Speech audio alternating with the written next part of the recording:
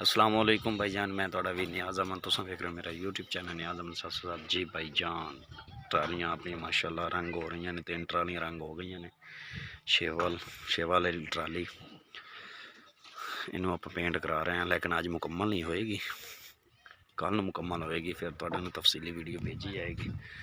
Video check करो माशाल्लाह, colour दे दसो क्वालिटी रंग। अच्छा लगे तो चैनल सबसक्राइब करिए। भाई इमरान साहब आए ने चिश्तियाँ तो। अस्सलाम वालेकुम सर, क्या हाल है सर? ठीक हो? तबीयत से ठीक है भाईजान? सर अपना तारुफ। सर इमरान आर्ट चिश्तियां तो शादरा आर्ट दे नां तो भाई दी मुहब्बत है, प्यार है, सन लैके आए थे काम वास्ते। मेहरबानी मेहरबानी, तुहाड़ियां मुहब्बतां सर सानू तुसां टाइम दिता है। बहुत प्यार करते हैं ते इन्हां दे कोलों कोई भी किसी किस्म दा तुसीं ट्रैक्टर लैना होवे, किसी किस्म दा मोटरसाइकिल लैना, तुसीं इन्हां नाल राबता कर सकदे हो। ते इन्हां दा काम भी है, उस तो बाद भट्ठे दा भी काम है, इट्टां लैणियां होण तां भी राबता करो। और ये बहुत प्यार वाले जी ने जी। भाई इमरान, अगर कोई तुहाडे कोल रंग कराउणा चाहता होवे ट्राली ट्रैक्टर नू, बंपर शेवाल ट्राला ट्राली, ते तुसीं अपना राबता नंबर दे दियो।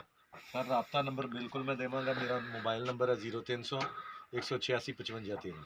ठीक है। ਤੇ ਤੁਸੀਂ ਕਿਸੇ ਕਿਸਮ ਦਾ ਵੀ ਕੰਮ ਕਰਾਉਣਾ ਹੋਵੇ, ਜ਼ਰੀਲਾਤ ਰੰਗ ਕਰਾਣੇ ਹੋਣ, ਕੋਈ ਗੱਡੀ ਰੰਗ ਕਰਾਣੀ ਹੋਵੇ, ਕੋਈ ਕਿਸੇ ਕਿਸਮ ਦਾ ਘਰ ਦੇ 3D ਆਰਟ ਦਾ ਕੰਮ ਕਰਾਉਣਾ ਹੋਵੇ, ਕਿਸੇ ਨੇ ਕੋਈ ਤਸਵੀਰ ਬਣਵਾਉਣੀ ਹੋਵੇ, ਤਾਂ ਵੀ ਤੁਸੀਂ ਇਨਸ਼ਾਅੱਲਾ ਰਾਬਤਾ। भाईजान भाई इमरान का नंबर भी तुहानू दिता गया है, किसी शय दी कोई कलर कराना होवे तो तुसीं इहदे नाल राबता कर सकदे ने।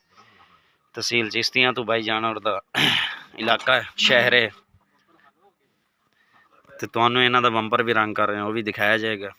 चेक करो माशाल्लाह इन्हां दा काम,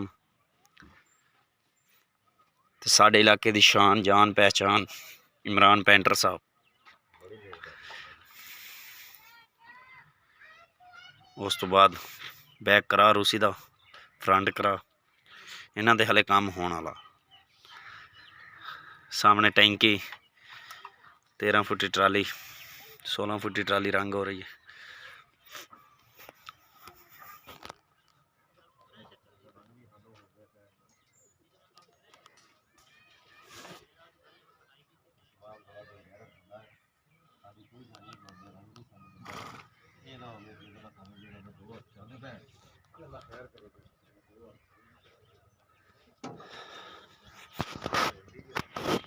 अपने सामने एक ट्राली रंग हो चुकी है, 3 ट्रालियां अपनी माशाल्लाह क्लियर ने, एक सामने खड़ी है, एक परली साइड ते लोड हो रही है इट्टां दी, वो सामने।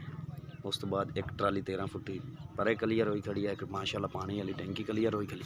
चेक करो, कमेंट च अपनी राय का इजहार जरूर दियो।